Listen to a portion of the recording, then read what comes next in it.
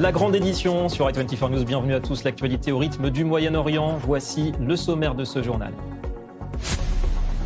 Les négociations peut-être de la dernière chance. Reprise annoncée pour jeudi à Genève du dialogue entre les États-Unis et l'Iran. Washington réclame tout de même du concret et laissera planer jusqu'au bout l'option militaire. Téhéran annonce malgré tout la couleur. Impossible de renoncer à l'enrichissement d'uranium. Le régime semble prendre au sérieux l'hypothèse d'une élimination du guide suprême Ali Khamenei, dauphin désigné, infidèle et pilier du régime, Ali Larijani. Nous ferons le point sur ces étranges manœuvres aussi près de la frontière irakienne. Les gardiens de la révolution y accumulent en ce moment force et matériel, comme pour mieux se rapprocher du territoire israélien.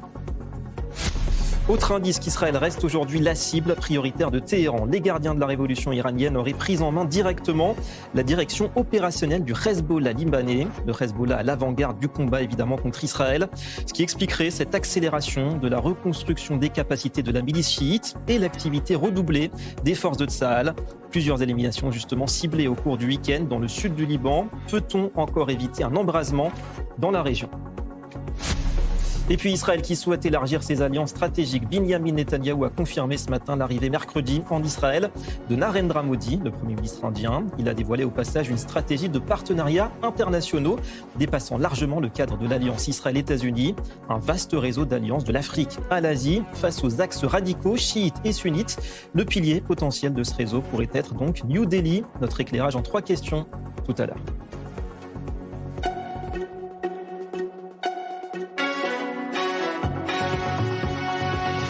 Et voilà pour les titres. Bonsoir à tous. Cela devait être le week-end de tous les dangers, de l'éventuel coup d'envoi d'une offensive américaine contre l'Iran. Il semble que Donald Trump ait donc choisi, une fois de plus, de temporiser. La fenêtre diplomatique reste ouverte, assez largement d'ailleurs. En témoigne, on disait, la reprise annoncée pour jeudi des pourparlers de Genève. Mais qu'attendre de ce nouveau cycle de discussion que proposent les Iraniens ? La région reste, quoi qu'il en soit, sous tension. Faisons le point tout d'abord avec Mathieu Winding. Dernière chance pour la diplomatie, le média en ligne Axios révèle que les négociateurs américains sont prêts à tenir une nouvelle série de pourparlers avec l'Iran ce vendredi à Genève, à condition qu'ils reçoivent une proposition iranienne détaillée pour un accord sur le nucléaire dans les prochaines 48 heures. Les envoyés de Donald Trump, Steve Witkoff et Jared Kushner, qui sont en faveur de donner une chance à la diplomatie avant d'ordonner une frappe, pourraient être à Genève le 27 février si les Iraniens envoient leur réponse en début de semaine. Le chef de la diplomatie iranienne évoque une réunion à Genève avec les hommes du président dès jeudi. Sur Fox News, Steve Witkoff évoque l'esprit qui règne à la Maison-Blanche, où l'on voit avec curiosité le fait que l'Iran n'ait toujours pas conclu l'accord. Je ne veux pas utiliser le mot frustré, car il comprend qu'il dispose de nombreuses alternatives, mais il se demande pourquoi ils n'ont pas... Je ne veux pas utiliser le mot capituler, mais pourquoi n'ont-ils pas capitulé ? Pourquoi, sous ce genre de pression, avec la puissance maritime et navale qui se trouve là-bas, pourquoi ne sont-ils pas venus nous voir pour nous dire « Nous déclarons que nous ne voulons pas d'armes nucléaires, voici ce que nous sommes prêts à faire ». Et pourtant, il est assez difficile de les amener à cette position. Ils ont enrichi bien au-delà de ce qui est nécessaire pour le nucléaire civil. On attend 60% de pureté fissile. Ils sont probablement à une semaine d'avoir des matériaux industriels de qualité industrielle pour fabriquer des bombes. Et c'est vraiment dangereux. Interrogé sur la chaîne américaine MSNBC, le chef de la diplomatie iranienne surprend le journaliste qui mène l'interview quand il affirme que les États-Unis n'ont pas demandé la suspension permanente de l'enrichissement. Oui, ce dont nous parlons actuellement, c'est de la manière de garantir que le programme nucléaire iranien, y compris l'enrichissement, soit pacifique et le reste à jamais. Abbas Araghchi estime qu'il terminera la rédaction de la proposition ce week-end. Il dit aussi être en mesure de la transmettre aux envoyés du président une fois que le guide suprême l'aurait approuvée. Ali Khamenei prendrait sérieusement la possibilité d'opérations ciblées américaines. Le New York Times révèle qu'il prévoit sa succession en la personne d'Ali Larijani, un commandant des gardiens de la Révolution devenu conseiller principal du dictateur iranien. Aux États-Unis, des voix s'élèvent, comme celle du sénateur Lindsey Graham, pour convaincre le président Trump de frapper l'Iran.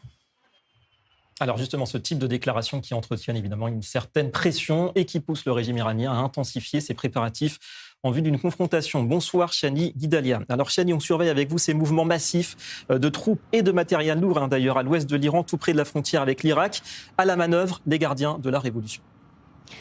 Oui, David, bonsoir. On est à un moment où les discussions autour du nucléaire iranien sont toujours dans l'impasse, où les Américains ont mis la pression clairement sur le régime iranien, même si on le sait, les discussions devraient reprendre jeudi à Genève. Et avec ces mouvements, le message iranien est clair. Le Téhéran veut montrer clairement qu'il ne cédera pas, qu'il ne capitulera pas. Et le président iranien Massoud Pezeshkian l'a répété à plusieurs reprises, pas question de renoncer à l'enrichissement d'uranium sur le sol iranien, pas question non plus de sortir du pays les 450 kilos d'uranium enrichi. Donc c'est deux lignes rouges, donc pas de compromis. Du moins, pas pour l'instant. Donc Téhéran veut montrer les muscles et déployer ses forces vers la frontière irakienne. C'est un signal stratégique pour Téhéran et ces mouvements peuvent être lus de deux façons différentes. Soit c'est une posture défensive, c'est-à-dire pour se préparer à d'éventuelles frappes américaines ou israéliennes ou les deux, ou alors plutôt un signal dissuasif à destination de Washington et de ses alliés. Et dans les deux cas, le message est le même, c'est que l'Iran se prépare à un scénario de confrontation. Maintenant, David, il faut dire que du point de vue américain, ce type de mouvement est surveillé de très près puisque cette frontière irakienne, c'est une zone extrêmement sensible parce qu'elle concentre à la fois des milices pro-iraniennes, des intérêts américains et des lignes d'approvisionnement stratégique. Donc, il y a une densité d'acteurs dans un espace qui est quand même très réduit. Effectivement. Et puis, autre mouvement, Chani, en interne cette fois. Et si les manifestations anti-régime reprenaient en Iran en ce moment ? Oui, d'ailleurs, il y a eu dans plusieurs universités à Mashhad et à Téhéran, des étudiants sont de nouveau sortis dans la rue. Un autre élément intéressant, c'est qu'une partie de cette contestation s'adresse désormais aussi à Washington avec, sur les réseaux sociaux, un message qui était assez radical, assez clair. Le message, c'était « Encaissez le coup, nous irons jusqu'au bout ». Donc, pour l'instant, la mobilisation est plus ou moins limitée en nombre, mais elle est organisée, rapide et connectée. Et un autre élément clé, c'est justement cette synchronisation entre la pression extérieure et la tension en interne, puisque le régime iranien a tendance, dans ces phases de confrontation avec l'Occident, justement, à accentuer sa pression pour montrer que ses forces sont mobilisées et prêtes à agir. Donc, on a une configuration actuellement qui est assez classique, c'est-à-dire que d'un côté, il y a un régime qui est sous pression internationale, il y a aussi une posture militaire qui se durcit, et de l'autre côté, une contestation intérieure qui ne disparaît pas, et ce, malgré la répression. Ça fait beaucoup d'éléments, effectivement, à mettre ensemble bout à bout. Merci beaucoup, Chani. Guy Dalia est avec nous ce soir, deux experts. Mathias Inbar, bonsoir, notre expert défense, et Henri Sahar, merci d'être avec nous. Vous êtes directeur exécutif de l'Institut David de politique sécuritaire pour IDSF, Abitronis Team. D'abord, ce qu'on vient de voir, pourquoi, d'après vous, l'Iran amasse autant de troupes et de matériel à la frontière irakienne ? D'ailleurs, c'est celle qui est la plus proche d'Israël. Peut-être pas seulement Israël dans le viseur, aussi les forces américaines qui sont dans la région, évidemment. Vous avez parfaitement raison. C'est-à-dire que non seulement les bases américaines, mais également, bien évidemment, on se rapproche de l'Irak pour frapper plus en profondeur dans le territoire israélien.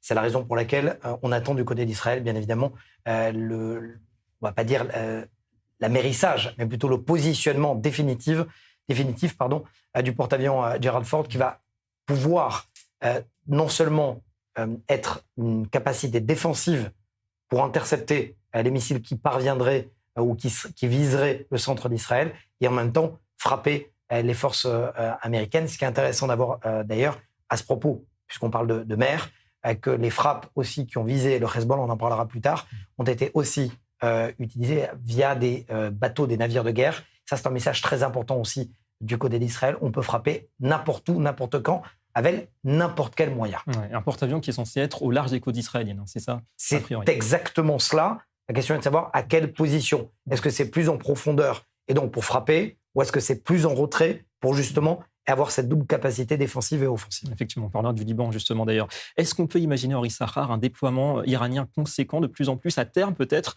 en se rapprochant des frontières d'Israël ? Parce qu'après l'Irak, il y a la Jordanie, c'est vrai, mais surtout il y a la Syrie et le Liban, là où l'Iran quand même connaît plus ou moins le terrain. Alors, on envisage que la réaction iranienne va se concentrer normalement, surtout et avant tout, des missiles balistiques. Mais la grande question, est-ce que le président Trump va tenter d'éviter une guerre régionale, bien évidemment, comme Mathias l'a décrit, avec des porte-avions américains, avec des navires de guerre qui vont se faire viser. Alors, Trump veut bien éviter la guerre régionale. La seule question est-ce que une guerre est inévitable. Et le président se trouve actuellement dans un dilemme stratégique. D'un côté, il veut bien rendre un changement de régime en Iran. Ça va totalement changer l'architecture régionale de sécurité. De l'autre côté, les chances de succès n'ont pas garanti. Alors, contrairement à une attaque ciblée contre un site nucléaire, un site militaire, dans le cas d'un changement de régime, c'est beaucoup plus compliqué, bien évidemment. Alors, ça dépend aussi de la réaction de la part de la rue, du peuple iranien. Est-ce que des millions et des millions d'Iraniens vont marcher dans la rue en demandant un changement de régime? Ils l'ont fait il y a un mois. Le président a promis que le secours est en route. Alors, à voir ce que le président va décider. C'est vrai qu'on sait quand ça commence, on ne sait pas quand ça se termine. Alors, messieurs, réunion importante ce soir du cabinet énergie en Israël. Est-ce qu'on peut deviner justement les craintes d'Israël? C'est-à-dire que plus Trump attend, plus il permet à l'Iran quand même de préparer ses plans et de se préparer sur le terrain. J'ai envie de vous dire qu'il n'y a pas tellement de crainte israélienne, David. J'en veux pour preuve, en fait, le fait qu'à partir du moment où Benjamin Netanyahu a quitté Washington et est revenu, on voit qu'il y a deux écoles, comme si finalement la stratégie était parfaitement coordonnée.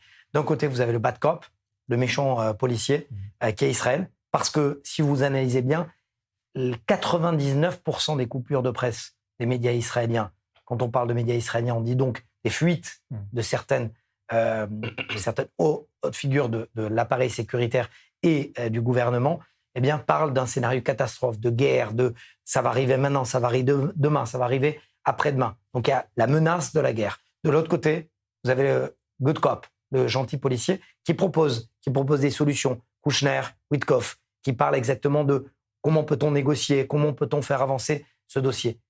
Vous croyez vraiment, après le retour de Benjamin Netanyahu, que cette stratégie n'est pas coordonnée? Vraiment, ça serait peut-être aller croire dans le bon sens du terme ou dans le mauvais sens du terme, cette phrase de Trump qui dit « Je suis curieux de savoir pourquoi les Iraniens n'ont pas capitulé. Moi aussi, je suis curieux de savoir pourquoi Mohamed Def voulait tant tuer les Juifs. Je suis curieux de savoir pourquoi il y a autant d'attentats contre les Israéliens. » Effectivement, la bataille de la com, la guerre des nerfs. Alors justement, vous dites, Mathias, Israël, États-Unis, main dans la main. Iran et peut-être Russie, Henri Sarr, main dans la main, parce qu'on apprend ce soir l'existence d'un accord secret, entre guillemets, 500 millions d'euros entre l'Iran et la Russie pour renforcer la défense anti-aérienne des Iraniens. On sait que c'est le point faible de l'Iran, évidemment, depuis la guerre des 12 jours. L'Iran qui va donc acquérir des missiles sol-air portables dernière génération. Là, on est sur un compte à rebours aussi, vous pensez? Alors, c'est pas inouï, et on sait, il est évident que la Russie est en train de coopérer avec l'Iran. Il y a un an, ils ont signé un accord de coopération stratégique. L'Iran a participé, effectivement, est un acteur participant dans la cours de la guerre en Ukraine, tout en fournissant la Russie avec des missiles balistiques, avec de la technologie de drones, même en construisant une fabrication de missiles balistiques et de drones sur au territoire russe. Alors, je ne vois pas comment la Russie va rejoindre le bataille si le président Trump décide d'attaquer. La Russie ne va pas tout risquer pour l'Iran, mais bien évidemment, la Russie va aussi aider à l'Iran contre son adversaire stratégique, les États-Unis. Mais il faut dire, ici en Israël, il faut, à mon avis, faire preuve non pas de la panique, mais de la vigilance. Après plus de 2 ans de guerre, oui, il y a une chance peut-être de missiles provenance de l'Iran, de missiles balistiques. Il y a aussi la guerre d'avion, la port d'avion de USS Gerald Ford. Il y a le dôme de fer, bien évidemment, Flèche, tous les systèmes de défense aérienne. Israël et les États-Unis sont prêts pour la réaction iranienne. Il faut être vigilant, pas en panique.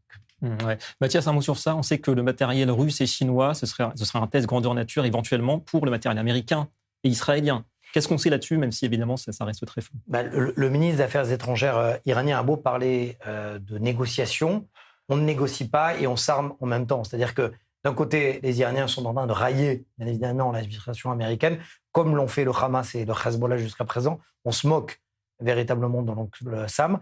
Et en même temps, pour répondre très clairement à votre question, l'armement russe, jusqu'à preuve du contraire, n'a pas été super performant en Syrie, notamment les S-300, qui n'ont quasiment jamais fonctionné. Le matériel chinois, jusqu'à preuve du contraire, les Chinois, pendant la guerre des 12 jours, n'ont apporté aucune garantie de la fiabilité de leur équipement. Donc pour l'instant, sur le papier, effectivement, c'est Made in China, ces derniers cris. Attention quand même au Made in China AliExpress, dont la durée de vie est limité. Attention quand même, les Chinois progressent vite. En tout cas, rendez-vous jeudi pour ce nouveau cycle de négociations, avant que ce soit encore une fois un leurre. Vous restez avec nous tous les deux, messieurs. On va prendre la direction maintenant du nord d'Israël parce qu'il s'est passé, vous savez, beaucoup de choses ces derniers jours au sud Liban, qu'il ne faudrait surtout pas dissocier d'ailleurs du dossier iranien. C'est Stéphane Goldin qui nous attend en direct dans ce secteur, notre envoyé spécial. Bonsoir Stéphane. On va revenir d'abord avec vous sur les événements d'hier. Plusieurs éliminations importantes dans les rangs du Hezbollah.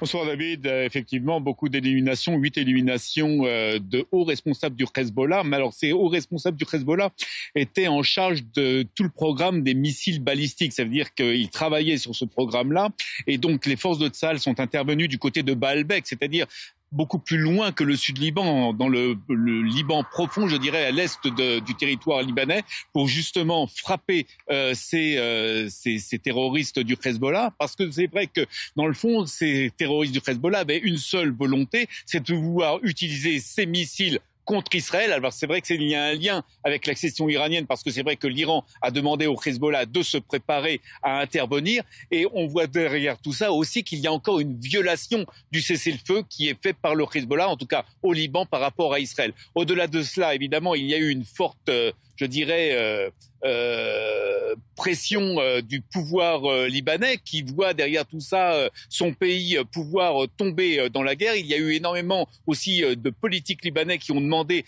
que le Hezbollah puisse être démilitarisé pour justement pour que le Liban ne rentre pas s'il devait y avoir une guerre dans ce conflit. Donc actuellement, on est sur ce schéma-là où la tension reste toujours très forte ici à la frontière entre le nord au nord d'Israël, entre le Liban et Israël. Ouais. Et puis, Stéphane, information sans doute essentielle, les gardiens de la révolution iranienne prendraient le contrôle direct du Hezbollah, donc la fin, quelque part, d'un semblant d'autonomie pour cette milice chiite.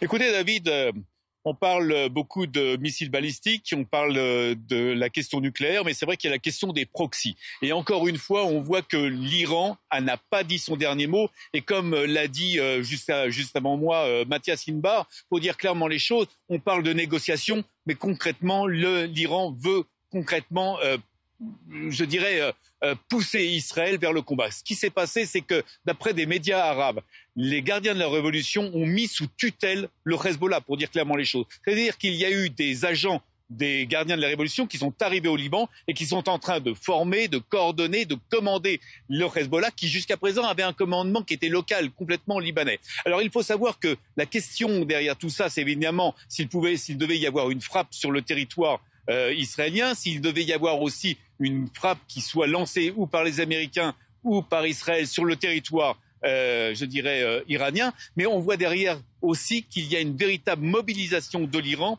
pour, je dirais, réactiver tous ces proxys, que cela soit au Hezbollah au nord, au Liban, que cela soit du côté de la frontière avec l'Irak, avec les milices pro-chiites, ou que cela soit avec les Houthis au Yémen. Merci beaucoup Stéphane Goldin pour ces précisions en direct ce soir du nord d'Israël. Vous retrouvez un mot rapide, messieurs. Or Issachar, les gardiens de la révolution iranienne, donc le cœur du régime iranien, qui prennent le contrôle direct du Hezbollah. Concrètement, qu'est-ce que ça change? Parce qu'on sait que c'était plus ou moins déjà le cas, même si c'était officieux jusqu'à présent. Alors, il est possible que ça amène la possibilité d'une réponse massive de la part du groupe libanais, de la part de Hezbollah. Et on sait que dans le cadre de solidarité régionale, le fait même, comme on l'avait dit, que les gardiens de la révolution ont pris responsabilité sur Hezbollah, il est possible qu'on va voir une réaction, une réponse de la part de Hezbollah dans le nord. C'est pour ça qu'Israël continue de frapper les installations de Hezbollah au territoire libanais. Dans le cas d'une guerre avec l'Iran, il est bien possible, il est en fait probable qu'Israël va cibler les installations de tirs de roquettes, de lancement de roquettes et de missiles territoire libanais de la part de Hezbollah. Il faut le dire qu'Israël n'a pas été dissuadé par la présence de gardiens de la révolution, des forces iraniennes au Liban dans le passé. Et la preuve, le fait qu'Israël a ciblé aussi des officiers iraniens sur le sol libanais dans le passé. Alors, si j'étais Hezbollah, je n'aurais pas à déclencher une réponse si vite que cela. Alors c'est ça, Mathias Imer. Est-ce que vous pensez que ces nombreuses éliminations de ce week-end, elles vont pousser le Hezbollah à réagir, ne serait-ce que symboliquement, pour entretenir un semblant de dissuasion face à Israël? Pour l'instant, on n'en voit pas le chemin, mais ce qui est intéressant, c'est de voir le changement de prisme, le changement de paradigme. Si le Hezbollah était un monstre depuis 2006, considéré comme tel par l'appareil sécuritaire israélien et par les gouvernements israéliens successifs, Aujourd'hui, finalement, il n'est nombre que de lui-même, même s'il reste encore avec une vraie force d'infiltration et de missiles contre Israël. Regardez bien, c'est-à-dire que le Hezbollah ne devient plus le monstre, mais devient un outil pour Israël pour devancer ou préparer la guerre contre l'Iran. Puisque c'est ça, il s'agit de ça lorsqu'on parle de frappe. Ce n'est pas le Hezbollah proprement dit qui était visé, c'était le Hezbollah en ligne de mire des Iraniens. Et c'est ça qui est intéressant de voir le changement de doctrine sécuritaire, notamment du commandement Nord, mais surtout de l'appareil sécuritaire israélien, qui dit au Hezbollah, vous n'êtes que des marionnettes des Iraniens. Et en ce sens, puisque vous vous réarmez, on vous frappe. Maintenant, peut-être un message si le Quai d'Orsay nous écoute ce soir, ou si l'appareil militaire français nous écoute ce soir, mais à aucun moment vous n'êtes capable de réagir, messieurs, ce soir. Je pose la question. À partir du moment où les gardiens de la Révolution prennent d'assaut le Liban, ils prennent d'assaut un État. C'est une offre publique d'achat sans débourser un centime d'un État loyal, d'un État souverain. À un moment, la France est garante aussi de cet accord de cessez-le-feu. Est-ce que la France va se réveiller et dire les Iraniens, puisqu'ils sont contre les Iraniens dans l'accord du nucléaire et qu'ils sont contre les Iraniens aussi dans leur rôle déstabilisateur, est-ce que ce n'est pas aussi à la France de dire stop, les Iraniens dehors, parce que nous aussi, on veut un Liban plus serein, plus sain et plus en bonne santé. Ouais, la question est posée sur cette OPA, comme vous dites, de l'Iran sur le Liban. Merci beaucoup à tous les deux, messieurs Henri Sahar et Mathias Inbar. Non loin de cette frontière libanaise, eh bien, la Syrie cette fois, et ce face-à-face qui semble devenir de plus en plus sérieux entre les forces du régime Al-Shara et celles de Daesh. Daesh qui revendique de nouvelles attaques contre l'armée syrienne dans le nord et dans l'est du pays. Un défi pour les autorités, évidemment, de Damas, dont une partie, on le sait, des dirigeants, est pourtant directement issue des réseaux djihadistes. On fait le point d'abord avec Chani Guidalia. 2 attaques coordonnées revendiquées par l'État islamique. La première a visé un membre de l'armée syrienne dans la ville de Mayadine, dans la province de Deir ez-Zor, à l'est du pays. La seconde s'est produite à Raqqa, dans le nord, où 2 militaires auraient été pris pour cible par des hommes armés. Selon le ministère syrien de la Défense, un soldat et un civil ont été tués par des assaillants inconnus. Des sources militaires indiquent que le soldat appartenait à la 42e division de l'armée syrienne. Au-delà des attaques, c'est surtout le message politique de l'État islamique qui interpelle.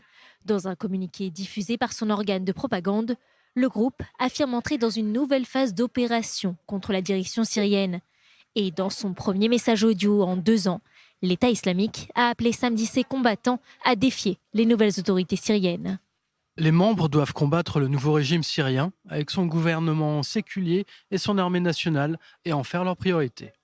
Ces attaques s'inscrivent dans une dynamique de recrudescence des actions de l'État islamique. Malgré la perte de son califat territorial, Daesh continue de mener des opérations ponctuelles en Syrie, cherchant à exploiter les fragilités sécuritaires persistantes dans plusieurs régions. En l'espace de quelques semaines, 6 attaques ont été revendiquées contre des cibles du nouveau gouvernement syrien. Selon un rapport récent du Bureau des Nations Unies pour la lutte contre le terrorisme, le président syrien et 2 ministres de premier plan auraient échappé à 5 tentatives d'assassinat attribuées à l'État islamique. Sur les réseaux sociaux, des canaux proches de l'organisation appellent à multiplier les opérations, notamment par des attaques rapides menées à moto et à l'arme automatique. Et on interroge à ce propos le docteur Joël Parker. Bonsoir et merci à vous. Vous êtes chercheur au centre Moshe Dayan pour les études sur le Moyen-Orient. Que cherche Daesh en Syrie d'après vous? Est-ce que ce groupe terroriste a les moyens peut-être d'y reprendre des territoires à ce rythme?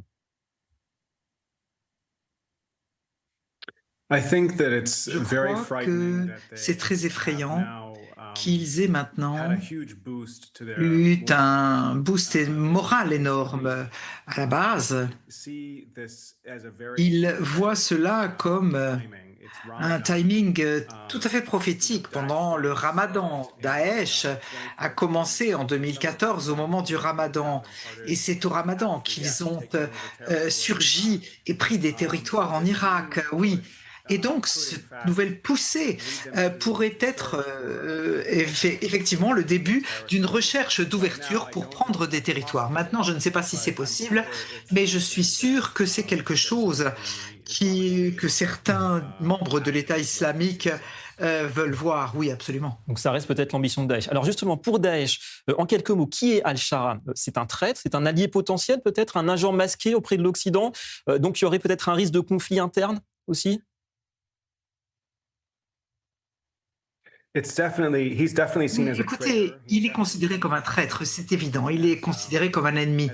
Il est considéré comme un compromis musulman qui est pire, d'une certaine manière, que un dirigeant totalement séculaire, laïque, non pratiquant comme musulman. Al-Shara est le pire qui soit pour l'État islamique parce qu'il se présente comme étant un bon musulman et pour l'État islamique, il est l'opposition totale parce qu'il croit en la démocratie et il pense que la démocratie est de l'idolâtrie. C'est le pire que vous puissiez imaginer. Pour eux, non. Et vice-versa d'ailleurs. Le régime syrien sous Al-Shara considère l'État islamique comme une menace très sérieuse. Effectivement. Et pour conclure, le problème, c'est qu'Al-Shara va sans doute réclamer davantage d'aide, de moyens pour renforcer son armée face à Daesh. Est-ce que vous pensez que Donald Trump, son ami, pourrait lui donner un coup de main, même si ça ne fait pas forcément les intérêts d'Israël, qui redoute à la fois Daesh et Al-Shara ?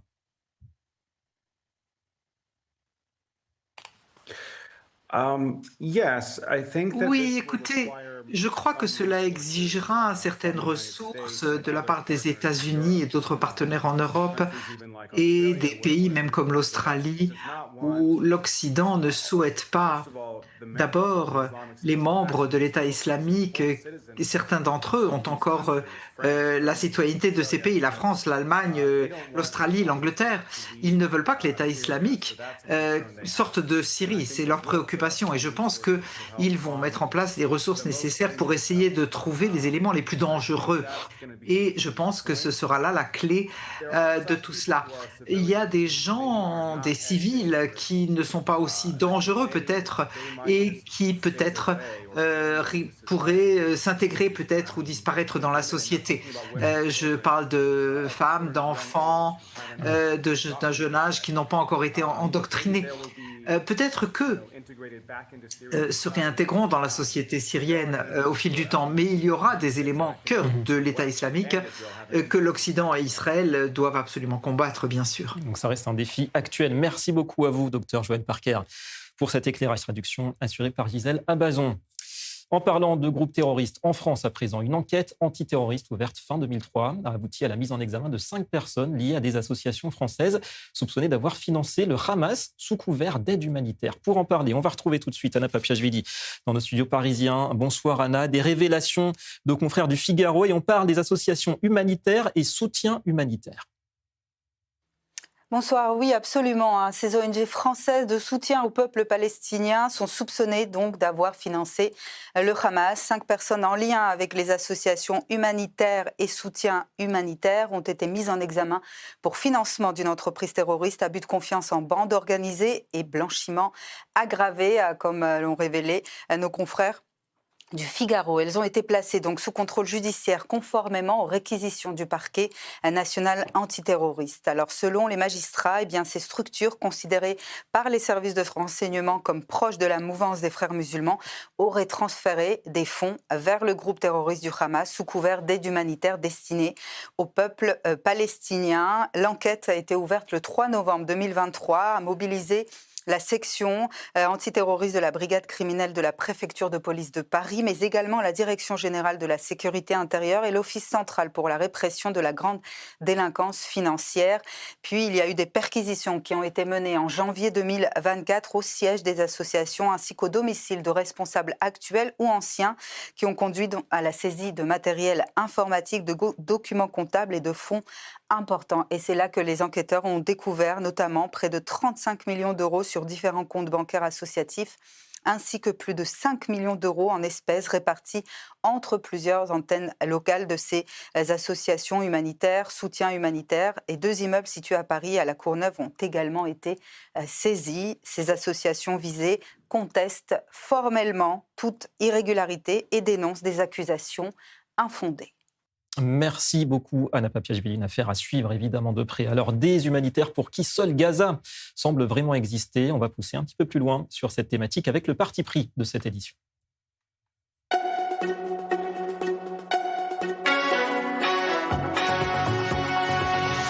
La guerre à Gaza et la bataille de Rafah notamment, 100 fois plus médiatisée que la répression en Iran. Et oui, surprise ou pas, qu'on découvre dans cette étude publiée il y a quelques jours par le Jewish People Policy Institute, enquête qui met en lumière un contraste immense donc dans le traitement médiatique et militant de deux crises récentes. Et avec nous ce soir, Yedidia Stern, bonsoir et merci. Vous êtes justement le président du Jewish Policy People Institute et ancien doyen de la faculté de droit de l'université Bar-Ilan.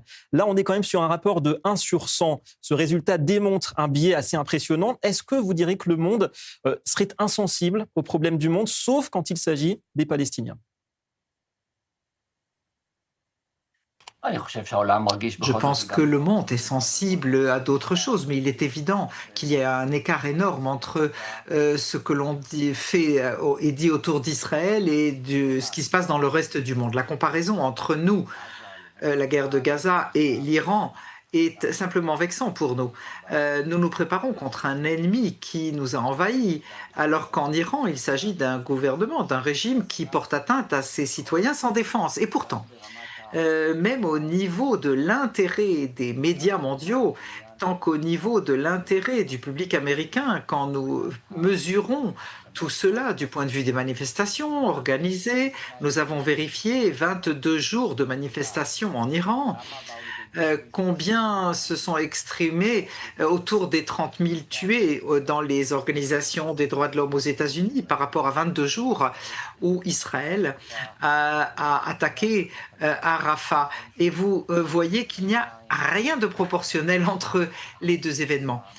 L'assassinat massif, le massacre en Iran reçoit beaucoup moins d'intérêt sans proportion à ce que l'on voit à propos d'Israël. Alors c'est ça justement, votre explication du phénomène. On reste sur cette idée de no news, donc on a affaire quelque part à de faux humanistes, de vrais antisémites dans ce cas précis ? Écoutez, la question de la double norme peut être exprimée de toutes sortes de choses. Ce double standard que nous voyons ici ne peut pas s'exprimer seulement comme critique innocente d'Israël. Derrière cela, il y a des choses bien plus profondes, le sentiment qu'il faut juger les Juifs et l'état des Juifs différemment que ce que l'on fait avec le reste du monde. Et je ne connais pas d'autre nom pour désigner cela que l'antisémitisme. La génération à laquelle j'appartiens s'est habituée au fait que peut-être l'antisémitisme était marginal, que ce n'était plus central dans la vie occidentale et certainement pas en Amérique du Nord. Eh bien, je pense que ceci ne fait que renforcer le sentiment qui va croissant chez nombreux d'entre nous que l'antisémitisme devient une option très sérieuse dans la droite et la gauche extrême. Et la seule chose peut-être qui unit ces deux extrêmes, c'est le fait que les Juifs ne sont pas légitimes. Voilà, l'obsession chez beaucoup malheureusement. Merci beaucoup Yedidia Stern d'avoir répondu ce soir en direct à nos questions dans le Parti pris. Et c'est le moment de reprendre le tempo de l'actualité. Tout de suite, l'info chrono.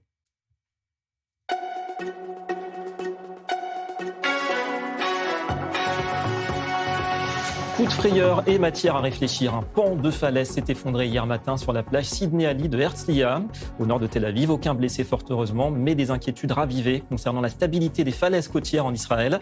Le secteur concerné était déjà fermé au public en raison justement d'un risque évalué comme étant immédiat.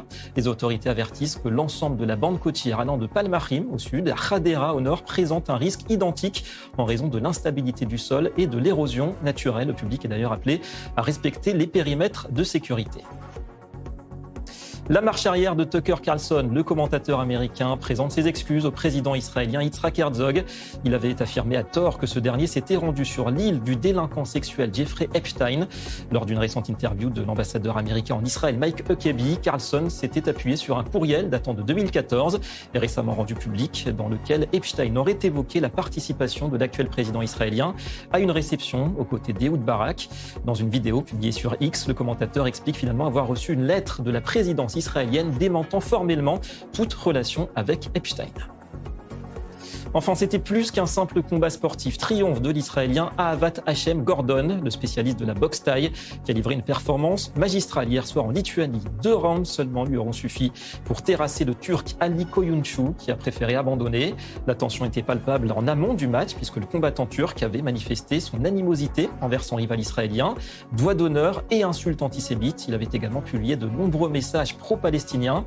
Ahavat Hashem Gordon, originaire de Shiloh, en Samarie, reste sur une série de 11 victoires pour 0 défaite dans la catégorie UTMA 17. Bravo à lui.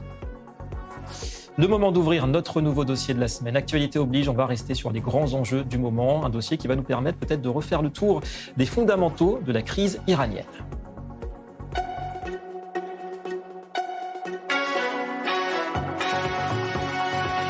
Commençons par l'un des points de départ. Le programme nucléaire iranien, réacteur des tensions depuis si longtemps. Cela fait de longues années que l'Iran est à quelques semaines d'obtenir la bombe.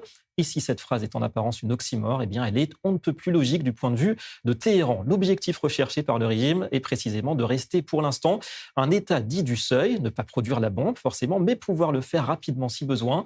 On appelle cela l'ambiguïté stratégique. Problème, face à un régime fondamentaliste, le monde peut-il s'offrir le luxe d'une telle prise de risque? Quelques clés d'abord avec Mathieu Winding. Un chiffre inquiète les capitales occidentales, 60%. Aujourd'hui, l'Iran enrichit de l'uranium à 60%, le seuil militaire se situe autour de 90%. En 2015, une tentative de règlement historique avait pourtant été conclue, le Joint Comprehensive Plan of Action négocié sous la présidence de Barack Obama. L'objectif du JCPOA, limiter l'enrichissement, réduire les stocks, renforcer les inspections. Mais après le retrait américain, l'accord s'est progressivement vidé de sa substance. Depuis, Téhéran a relancé et accéléré son programme. Ses stocks sont en hausse, les centrifugeuses sont plus performantes, le temps de breakout est considérablement réduit. Le programme iranien repose sur une architecture dispersée, plusieurs sites spécialisés en enrichissement, en recherche et en conversion. Certains sont enterrés profondément, parfois sous des montagnes, conçus pour résister à d'éventuelles frappes. Produire de la matière fissile n'est pourtant qu'une étape, il faut ensuite miniaturiser une ogive, l'intégrer à un missile, c'est un autre seuil. C'est là que commence l'ambiguïté stratégique en 2025. La guerre des 12 jours entre Israël et les réseaux soutenus par l'Iran a servi de révélateur. Frappe ciblée, riposte indirecte, démonstration de capacité régionale, mais aucune confrontation nucléaire directe. Le message était clair, la dissuasion implicite fonctionne déjà. Aujourd'hui, des négociations exploratoires se tiennent à Genève. Objectif occidental gelé, l'enrichissement à haut niveau et rétablir un mécanisme d'inspection crédible. Objectif iranien, obtenir un allègement des sanctions sans renoncer à la capacité acquise. Et c'est peut-être là le cœur du dossier. Officiellement, l'Iran ne vise pas nécessairement la bombe, il veut peut-être mieux la capacité d'y accéder rapidement au moment souhaité. Un levier diplomatique permanent, un outil de pression stratégique et un signal envoyé à toute la région. Car si le seuil était franchi, l'effet domino serait immédiat. Turquie, Égypte, le Moyen-Orient entraient dans l'ère de la prolifération et c'est peut-être là le véritable compte à rebours. Alors, ce qui intrigue également et est clair quant aux intentions des ayatollahs, c'est ce décalage mathématique. L'Iran est l'un des pays les plus riches au monde en énergie fossile et pourtant, il dit avoir besoin d'énergie nucléaire en engloutissant des montants colossaux dans ce programme. Bonsoir Mathieu Winding, à qui l'on doit ce dossier ce soir. Bonsoir Mathieu. Bien comprendre l'histoire récente avec vous de l'Iran pour expliquer pourquoi ses ambitions nucléaires posent véritablement problème. Oui, David, certains classements illustrent bien le paradoxe énergétique iranien. L'Iran est l'un des pays les plus riches au monde en hydrocarbures. Ses réserves de pétrole sont colossales. La République islamique dispose des deuxièmes réserves mondiales de gaz et pourtant, elle investit massivement dans le nucléaire civil. Alors pourquoi? Officiellement, il s'agit de diversifier les sources d'énergie et de préserver les ressources pour l'exportation. Mais soyons honnêtes, peu de pays assis sur un tel trésor énergétique ont choisi de développer un programme nucléaire aussi sensible. Anecdote révélatrice, dans les années 70, sous le Shah, un programme nucléaire iranien était déjà envisagé. Il était même soutenu par l'Occident et la France de Valéry Giscard d'Estaing, et y compris par des entreprises européennes. À l'époque, personne n'y voyait une menace. Le Shah était un allié des Occidentaux. Ce qui a changé, ce ne sont pas les centrifugeuses, mais bien le régime avec son agenda fondamentaliste et ses velléités hégémoniques. Et pour aller plus loin ce soir, on a le plaisir d'accueillir un expert, Marc Lefebvre. Merci à vous de nous rejoindre. Vous êtes physicien et consultant en sécurité nucléaire, membre du parti Les Démocrates. On a bien vu à Genève ces derniers jours des négociations que l'Iran n'entend pas descendre en dessous d'un enrichissement d'uranium de 60%. En gros, 60%, c'est la dernière étape avant la bombe. 90%, on le sait bien. Est-ce que ça va rester inacceptable pour les USA et pour Israël? Et donc, on peut s'attendre à un blocage quelque part? De toute façon, il y a une grande confusion dans les annonces respectives, aussi bien du côté iranien que du côté américain. Les dernières annonces du côté iranien disent qu'ils sont prêts à descendre à un niveau d'enrichissement fictif ou symbolique, alors que du côté de Steve Witkoff, on confirme encore que la demande américaine est de zéro enrichissement. Bon, donc là, on est dans une situation totalement incertaine. Je pense que le président Trump est très embarrassé par la réticence de sa majorité électorale intérieure à un engagement dans un engagement militaire avec l'Iran. Les partenaires arabes de Trump aussi le poussent à ne pas engager des actions militaires contre l'Iran. Donc le président Trump ne sait pas comment sortir de cette situation. Et donc on voit qu'il y a une espèce d'intérêt à essayer de montrer qu'on va obtenir quelque chose de significatif avec les Iraniens du côté nucléaire. Donc du coup, de nouveau, on amène une menace imminente nucléaire iranienne, ce qui est une façon de dire peut-être dans un avenir proche qu'on aura obtenu quelque chose de définitif et qui permettra à Trump de sortir de l'impasse dans laquelle il est en montrant qu'il a eu un succès avec les Iraniens du côté nucléaire. Mais tout ça est tout à fait questionnable.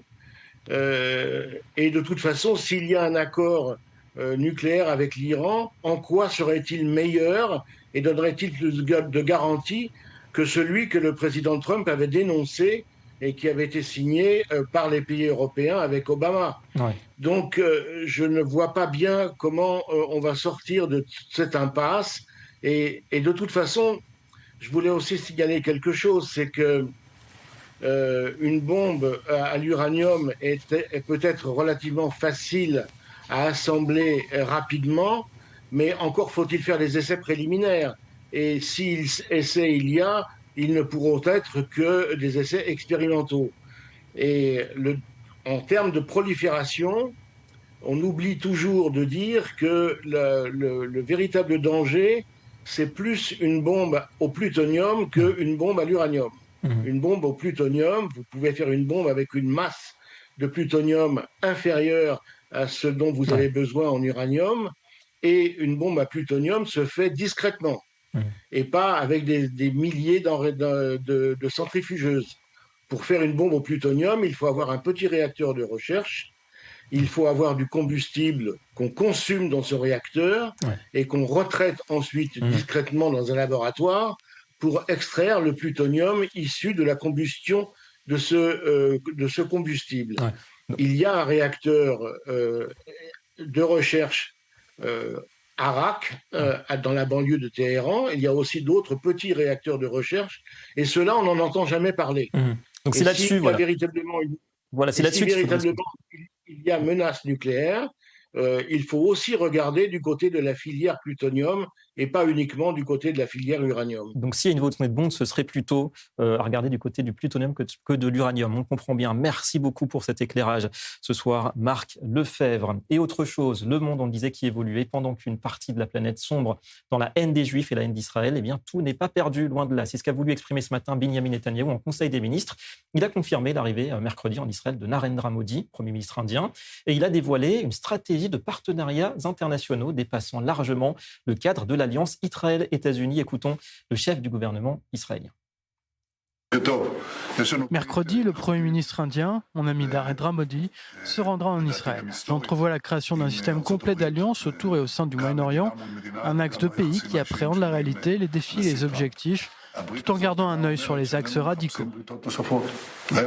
Objectif donc consolider, structurer un réseau d'alliances face aux axes radicaux chiites et sunnites. Alors pas mal de pistes, notamment en Méditerranée orientale face à la Turquie ou en Afrique, en intégrant les enjeux sécuritaires, économiques ou même diplomatiques. Mais on se rend compte que le pilier potentiel de ce réseau, eh bien, c'est l'Inde, le pays le plus peuplé au monde. On interroge justement à ce propos Ratna Deep Chakraborty. Bonsoir et merci à vous. Vous êtes journaliste indien et spécialisé dans le terrorisme, doctorant à l'université également de Tel Aviv et auteur de l'ouvrage « On va voir peut-être l'évolution de la doctrine de sécurité nationale d'Israël ». Alors Israël veut bâtir un réseau d'alliances, on vient de le dire, dont l'Inde serait l'un des piliers, l'Inde puissance économique, voire militaire de demain, Israël puissance technologique. Est-ce qu'il y a une complémentarité aujourd'hui entre ces deux pays et même une lecture peut-être commune des grands défis d'aujourd'hui au niveau mondial ?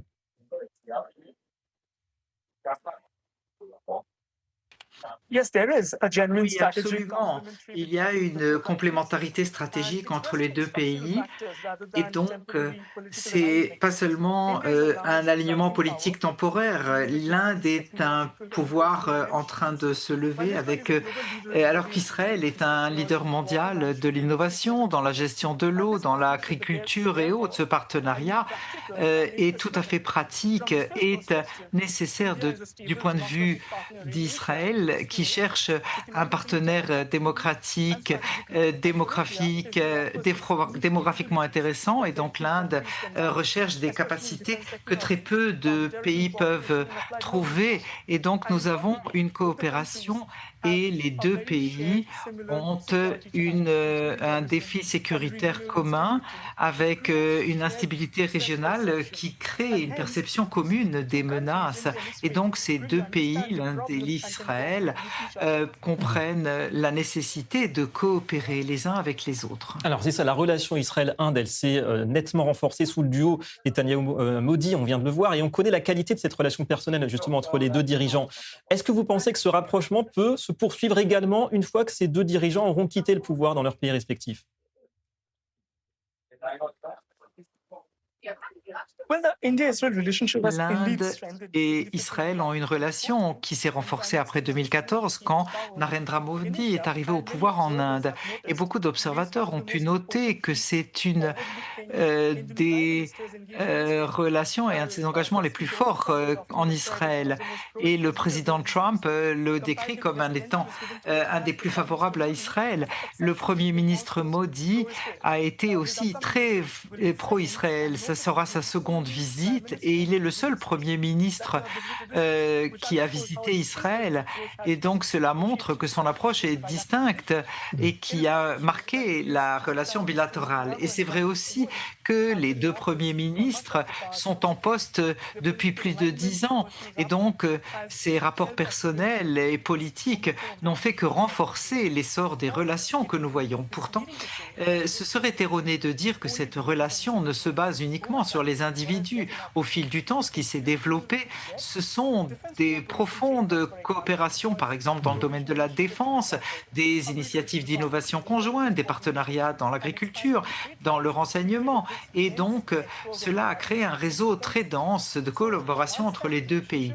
Donc, une fois que cette relation arrive au niveau d'institutionnalisation, eh bien, cela va au-delà des relations personnelles entre les leaders. Effectivement, en tout cas, besoin apparemment urgent pour Israël et l'Inde de se détacher progressivement de cette alliance unique avec les États-Unis. Merci beaucoup à vous, Ratnadeep Chakraborty, d'avoir répondu à nos questions ce soir. Un mot d'économie, le marché immobilier en Israël et le cas de Jérusalem. La demande reste élevée pour les appartements dans la capitale et l'offre tente de suivre ce rythme. Illustration dans le quartier de Har Homa avec ce nouveau complexe résidentiel réservé aux plus de 60 ans et avec des propositions parfois moitié prix en comparaison avec le centre-ville. C'est le défi relevé par un promoteur bien connu, découverte de Ramat Vardia du groupe Ofek Bitan, Émilie Frances avec Océane Nicole.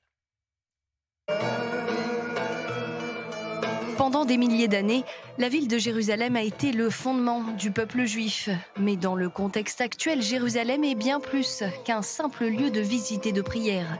La ville sainte appelle littéralement les Juifs du monde entier à rentrer chez eux. La Jérusalem moderne est un pôle culturel mondial avec des musées et des expositions venant du monde entier. Un centre culinaire doté de restaurants gastronomiques et de chefs renommés, de grands espaces de divertissement et de shopping et le plus grand centre spirituel au monde. Une enquête récente a révélé que 85% des Juifs de la diaspora déclarent souhaiter vivre en Israël à l'âge de la retraite. Ramat Vardia, qui fait partie du groupe Ofek Bitan, l'un des plus grands groupes de promotion immobilière en Israël, a répondu à cet appel en construisant une communauté de rêve pour les 60 ans et plus dans le quartier en plein essor de Har Homa à Jérusalem. L'Europe est finie et l'Amérique, nous espérons tous qu'elle redeviendra grande, comme l'a dit Trump. C'est un endroit unique, le seul et unique petit endroit pour les Israéliens et les Juifs. C'est la raison pour laquelle les pères fondateurs de l'État d'Israël l'ont créé. Nous savons que nos parents sont venus ici non pas pour bien vivre eux-mêmes, mais pour créer un refuge sûr pour les Juifs. Le promoteur Ramad Vardi a construit à partir de zéro un complexe résidentiel de 220 unités avec toute une gamme de services destinés aux 60 ans et plus qui recherchent une qualité de vie confortable, sans contrainte, durant les années de retraite. Parmi les équipements, un agent de sécurité 24 heures sur 24 et 7 jours sur 7, une salle de sport, une cafétéria et une synagogue au sein du complexe, des médecins et des services médicaux sur place et surtout pas besoin de voiture. La vieille ville est accessible à pied et par les transports en commun. Beaucoup de gens disent « Écoutez, je veux être à Jérusalem, mais je ne veux pas payer 60 000 à 70 000 shekels par mètre carré. » Donc cet endroit offre une solution beaucoup plus abordable. Et le prix est attractif. Un appartement neuf ici coûte bien moins que le prix du marché, soit environ 9 000 € du mètre carré. Ainsi, les Juifs à l'étranger peuvent être confiants qu'ils sont entre de bonnes mains et qu'ils réalisent une opération solide à des milliers de kilomètres de distance. C'est très loin, vous investissez beaucoup d'argent et vous confiez vos fonds à quelqu'un que vous ne connaissez pas, à qui vous n'avez jamais parlé et que vous n'avez jamais vu. Beaucoup de nos clients ne viennent jamais voir physiquement le projet. Ils ne voient que des vidéos et ont besoin de quelqu'un en qui avoir confiance. Un élément essentiel sur le marché immobilier, surtout pour un projet d'une telle ampleur, est que chaque centime, chaque euro ou chaque shekel versé sur le compte du vendeur doit être garanti. Cela signifie que la banque doit fournir une garantie pour chaque shekel. L'époque où l'on payait $1 million sans obtenir de garantie en contrepartie est révolue. C'est une situation gagnant-gagnant que vous envisagiez d'habiter dans votre nouveau logement ou que vous cherchiez simplement un investissement intelligent. Entrer tôt dans le projet est essentiel car attendre la fin des travaux pourrait entraîner une hausse des prix d'environ 30%. De plus, toute personne âgée de 18 ans et plus peut investir et avec l'aide d'une société de gestion, le bien sera loué jusqu'à ce que vous atteigniez l'âge de la retraite. Je ne pense pas qu'un juif ait vraiment besoin d'y réfléchir à deux fois. Il faut acheter un bien en Israël, il faut avoir un endroit à soi pour le jour où l'on souhaite faire son alia. C'est la loi. Allez, changement de décor, la page santé comme chaque dimanche, une thématique, un éclairage. On va parler ce soir des antibiotiques, le pour, le contre, quand et comment. On a le plaisir de retrouver le docteur Joseph Zrien. Bonsoir et merci, Bonsoir. Consultant médical i24 News. Commençons par l'étape définition, docteur. Qu'est-ce que c'est un antibiotique ? Eh bien, un antibiotique, c'est un médicament qui est utilisé pour tuer des bactéries afin de soigner des infections. Attention, actif sur les bactéries, inefficace sur les virus et les champignons. Il existe plusieurs familles d'antibiotiques que je vais vous citer rapidement, qui ont des modes d'action différents. D'abord, il y a les bêta-lactamines, sont les pénicillines, les macrolides, les aminosides, les cyclines et les fluoroquinolones. Chaque antibiotique agit sur un groupe de bactéries et il est donc adapté à certaines infections et pas d'autres. Alors pourquoi et comment faut-il consommer des antibiotiques ? Eh bien, la consommation des antibiotiques est un vrai problème. C'est devenu un problème de santé publique. Des centaines de tonnes d'antibiotiques sont consommées chaque année. L'usage abusif est devenu un problème de santé publique, comme je vous le disais. Les risques liés à la surconsommation sont nombreux et graves. D'après l'OCDE, si aucun effort n'est fait pour réduire la consommation, en 2050, la mortalité liée à cette surconsommation sera plus importante que celle des cancers. Et puis les antibiotiques, c'est toujours avec une prescription. Eh oui, la prescription des antibiotiques. Et je vais vous donner un exemple dont nous avons parlé récemment ici même, c'est la grippe. L'exemple de la grippe. Le meilleur moyen de l'éviter, c'est de se faire vacciner. Pourquoi ? Parce que la grippe est un virus et que les antibiotiques ne sont pas efficaces contre les virus. De plus, la prescription inutile peut provoquer l'apparition de résistance des bactéries au traitement. Dans certains cas, on peut même se retrouver devant une impasse thérapeutique, et là, nous avons des problèmes avec les maladies nosocomiales, c'est-à-dire où nous n'avons plus de traitement contre les infections, parfois. C'est pour ça que les antibiotiques sont prescrits quand votre médecin le jugera nécessaire. Il est important de respecter la dose et la durée du traitement, et ce, en évitant l'automédication. Outre l'apparition des résistances dont nous venons de parler, il y a d'autres effets secondaires délétères, surtout sur la flore intestinale, ainsi que des risques sérieux d'allergie et d'intolérance. En synthèse, l'antibiotique n'est pas automatique selon la formule consacrée et sa prise sera dictée par votre médecin selon son diagnostic. Et votre santé est un bien précieux. Prenez-en soin. Ouais, un petit mot juste sur le défi des infections nosocomiales. Ça va justement de pair avec ce que vous dites, c'est-à-dire que ce sera l'un des grands chantiers médicaux de demain. C'est déjà un grand chantier médical. Les infections nosocomiales sont des infections qui apparaissent souvent à l'hôpital avec des résistances aux antibiotiques et nous allons avoir des problèmes parce que nous aurons de moins en moins d'antibiotiques pour soigner ces infections. Et cela pose un problème, vraiment un problème sérieux parfois. À suivre de près, effectivement, comme une course contre la montre antibiotique, bactéries. Merci beaucoup à vous, docteur José Drienne, pour cette page santé du dimanche. Et on va finir avec peut-être l'image du week-end. Émotion, vous allez le voir hier soir à New York. 3 anciens otages israéliens ont récité un vibrant schéma Israël, prière juive en plein Times Square à Manhattan. Segev Kalfon, Matan Zangoker et Ilana Gridzewski qui se sont donc tenus, vous le voyez, devant des milliers de participants lors d'un grand rassemblement organisé par le mouvement Lubavitch Chabad. Le public a enchaîné avec, juste après, un psaume, Shir Lamalot, synonyme d'espoir et d'élévation spirituelle. On va se quitter donc sur ces images d'hier soir à New York. Juste après, c'est Myriam Aman qui vous attend pour Regard croisé. Et on rappelle l'information principale de la soirée, un temps mort diplomatique. Rendez-vous à Genève jeudi pour le dialogue USA-Iran concernant donc les négociations nucléaires. Voilà donc pour ces images de New York. Merci à vous de votre attention. Très bonne soirée à tous sur i24.